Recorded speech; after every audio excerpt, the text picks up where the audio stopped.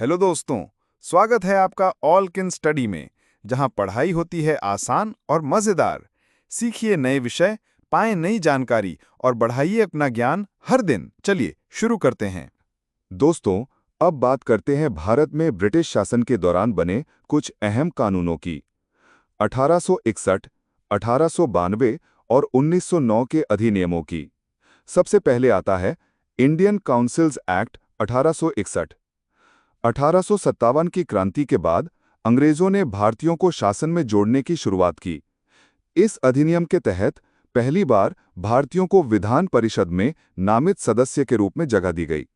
हालांकि ये सदस्य सिर्फ सलाहकार थे, वास्तविक शक्ति अभी भी अंग्रेजों के हाथ में ही थी। यानी यह कदम ज्यादा राजनीतिक से ज्यादा लुभाने के लिए था। अगला है इंडियन काउंसिल्स एक्ट 1892। इस अधिनियम ने परिषद की शक्तियों में थोड़ा इजाफा किया।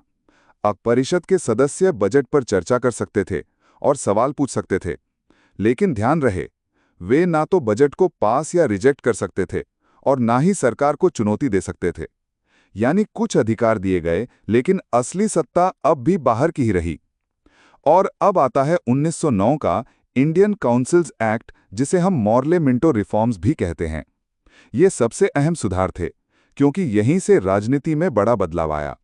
सबसे बड़ा प्रावधान था सेपरेट इलेक्टोरेट फॉर मुस्लिम्स, यानी मुसलमानों के लिए अलग निर्वाचन प्रणाली। इसका मतलब मुसलमान अपने प्रतिनिधियों को खुद चुन सकते थे।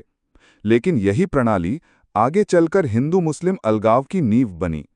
साथ ही अब परिषद के सदस्य संख्या में बढ़े और उन्हें अधिक बहस करने के अधिकार भी मिले।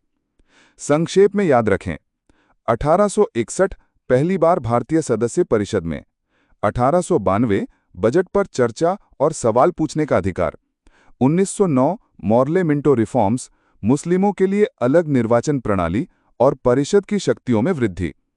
दोस्तों, ये तीनों अधिनियम ब्रिटिश शासन की उस नीति को दिखाते हैं जिसमें धीरे धीरे भारतीयों को जोड़ा तो गया, लेकिन असली सत्ता हमेशा उनके ही हाथों में रही।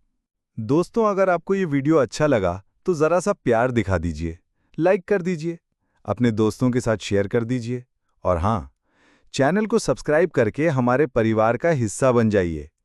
बेल आइकन दबाना मत भूलना, ताकि अगली कहानी, अगली जानकारी सबसे पहले आप तक पहुंचे।